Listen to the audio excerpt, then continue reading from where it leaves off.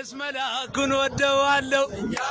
የዚህ ልጅ ቪዲዮ በተመለከተ በተደጋጋሚ ያየሁት ሊገባኝ አልቻለም። ይሄን ነገር ስናገር አንዳንድ ኦርቶዶክሳውያን ቅር ሊላችሁ ይችላል፣ አንዳንድ ሙስሊሞች ደግሞ ደስ ሊላችሁ ይችላል።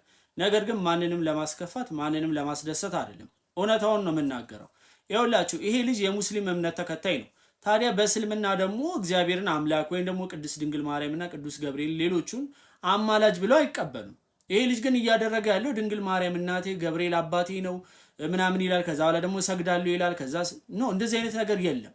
ይሄ ይኸውላችሁ አብሮ መኖር አይደለም። እንደዚህ አይነት ነገሮች ልክ አይደሉም ሲባል አንዳንዶች መታችሁ እናትና አባቶቻችን እንዲህ ነው የኖሩት ትላላችሁ። ኖ እናትና አባቶቻችን እንዲህ አልኖሩም። ሁሉ ነገር መስመር ያስፈልገዋል። ለምሳሌ እኔ ሙስሊም ወዳጆች አሉ።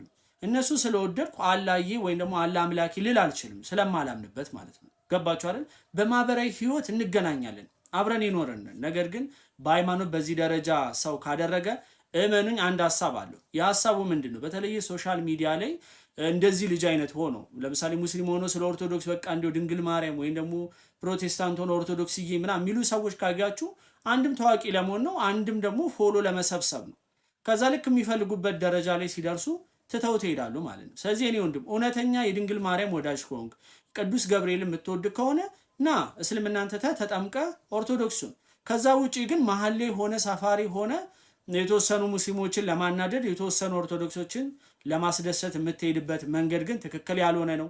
ይሄን ነገርን ቤተክርስቲያን ማደግፈው ማንም የሚደግፈው የለም።